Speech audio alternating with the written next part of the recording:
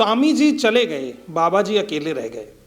उत्तर प्रदेश में 2022 के चुनाव की लड़ाई और रोचक और रोमांचक होती जा रही है। कल स्वामी प्रसाद मौर्य ने जब समाजवादी पार्टी ज्वाइन की तो उनका स्टेटमेंट यही था कि भारतीय जनता पार्टी में पिछड़े समाज के लिए और जो समाज शोषित है, जो समाज वंचित है, उसके लिए हक और अधिकार की बात नहीं हो रही है।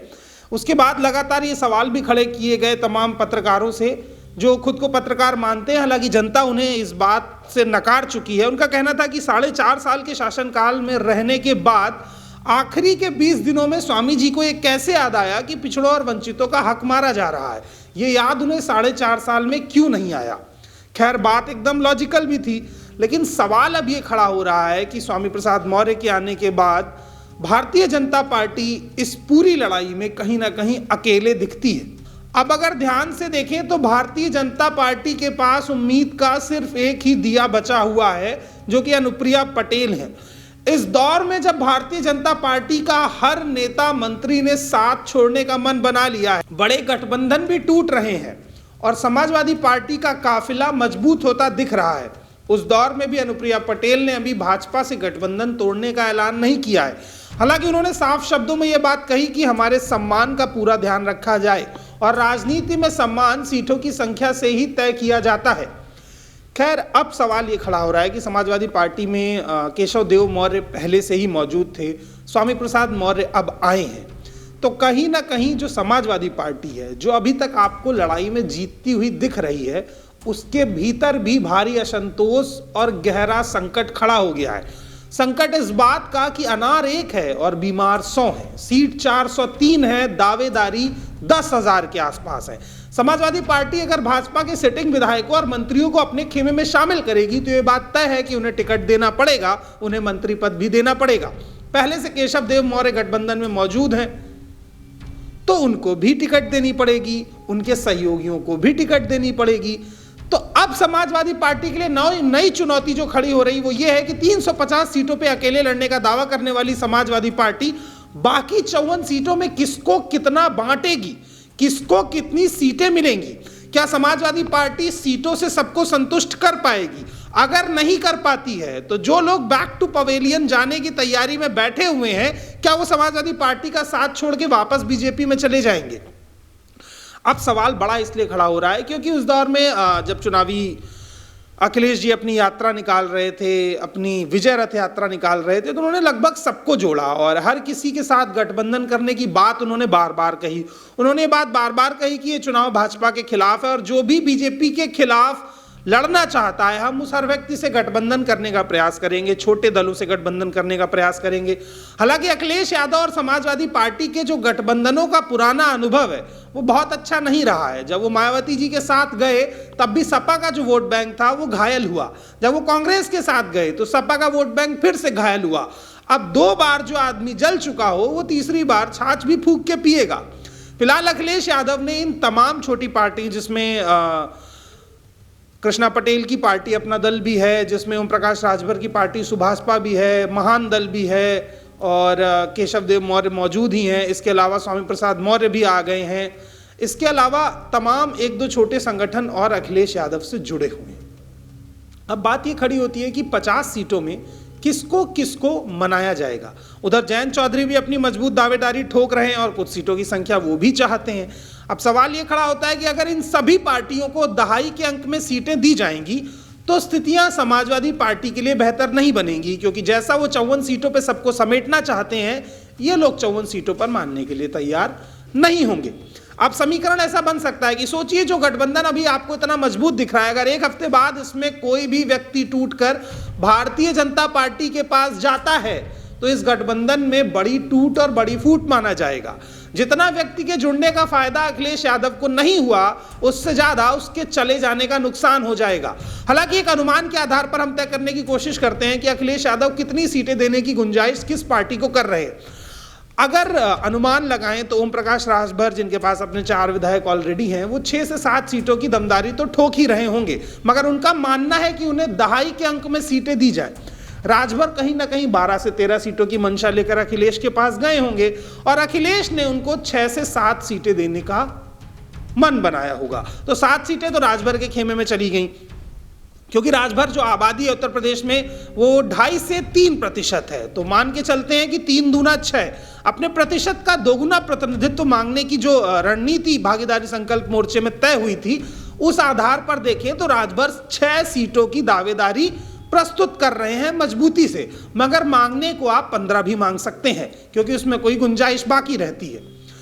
अब आते हैं महान दल के पास, तो महान दल भी 2.5 के अंक में सीटें चाहता है, लेकिन स्वामी प्रसाद मौर्य के आ जाने के बाद केशव देव मौर्य को जो समाज के हिस्से की सीटें दी जाने वाली थीं, उनमें कहीं ना कहीं सेंधमारी हो जाएगी, क्योंकि जो 4 सीटें देने का वादा अखिलेश यादव उनसे कर रहे थे, उसमें से 1 सीट तो केशव देव मौर्य के खाते से जा चुकी है।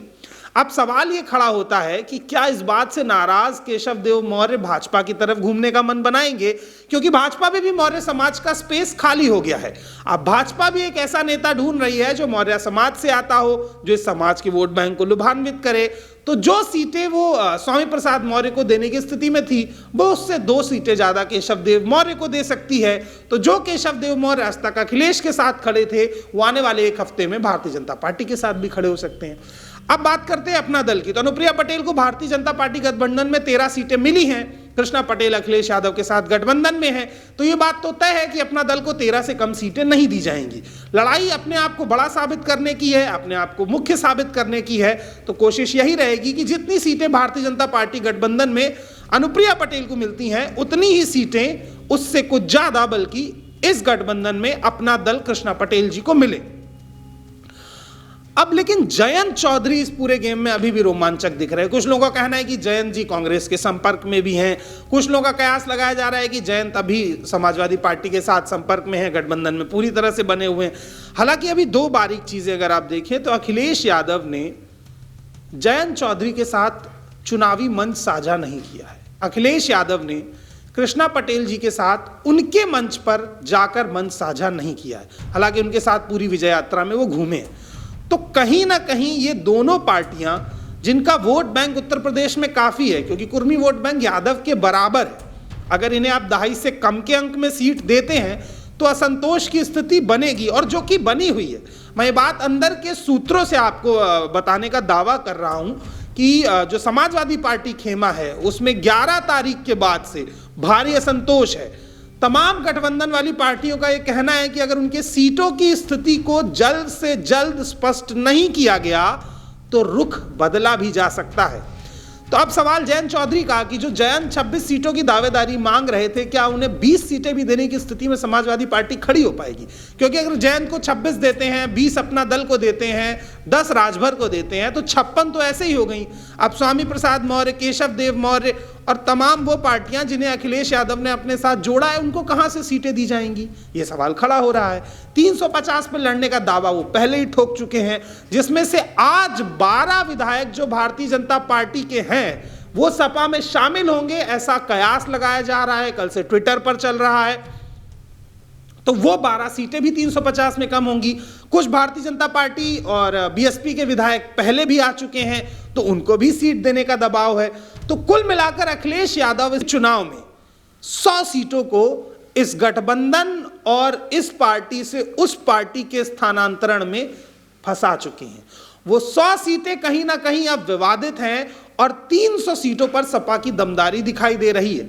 लेकिन अगर सपा 300 सीटें भी जीतती है तो सरकार में आ जाएगी और भारतीय जनता पार्टी को एक बार हार का सामना करना पड़ेगा।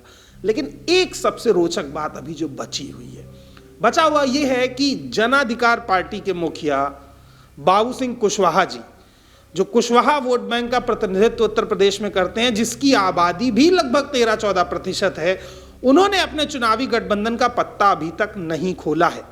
क्योंकि भाजपा में कुशवाहा और मौर्य समाज का स्पेस बन गया है, तो इस बात की पूरी उम्मीद है कि भारतीय जनता पार्टी चाहेगी कि बाबू सिंह कुशवाहा उनके खेमे में जाएं। पूर्व कैबिनेट मंत्री रहे हैं, मायावती के बहुत करीबी हैं, बहुजन वोटर को बहुत अच्छे से समझते हैं और मायावती की सत्ता में दोबारा ना वापसी होने की बड़ी वजह भी यही माने जाते हैं। तो अब अगर भारतीय जनता पार्टी बाबू सिंह कुशवाहा को अपने खेमे में लेती है तो कहीं ना कहीं जो मौर्य समाज का प्रतिनिधित्व, जो कुशवाहा समाज का, शाक्य समाज का टूट रहा है बीजेपी से, उसमें कुछ बढ़ोतरी हो जाएगी। अगर इस तरफ असंतोष बनता है और 1-2 लोग भी अखिलेश का खेमा छोड़ के उस तरफ जाते हैं तो जो 60-40 की लड़ाई है वो फिर से 50-50 पे आकर के खड़ी हो जाएगी।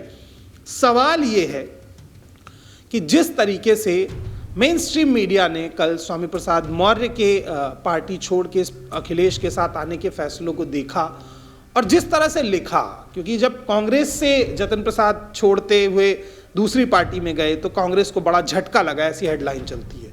अभी समाजवादी पार्टी से कोई दल छोड़ के चला जाएगा तो तमाम एंकर चिल्लाएंगे बड़ा झटका लगा है, बड़ी चोट लगी है, क्या अखिलेश इससे उबर पाएंगे। लेकिन वही जब स्वामी प्रसाद मौर्य भाजपा को छोड़ते हैं तो सवाल ये होता है कि आखिर दल बदलू नेता कब तक राजनीति में रहेंगे।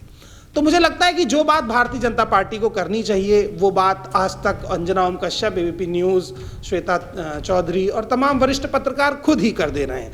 यही वजह है कि आजकल संबित पात्रा और योगी आदित्यनाथ को बोलने की ज़रूरत कम पड़ रही है, क्योंकि उनकी तरफ से तमाम पत्रकार बात भी कर रहे हैं। राकेश टिकैत ने कहा भी है कि आपकी घर की पार्टी है, घर के एंकर हैं, इस बार आप ही चुनाव लड़ लीजिए। मेरा भी ये मानना है कि इस बार पत्रकारों को भी चुनाव लड़ना चाहिए, क्योंकि राजनीति में सिर्फ चुनाव लड़ना छोड़ के बाकी सभी काम तो वो किसी एक पार्टी की तरफ से कर ही रहे हैं। तो फिर चुनाव लड़ने में बुराई क्या है, क्या हर्ज है? आखिर खुल के लड़िए।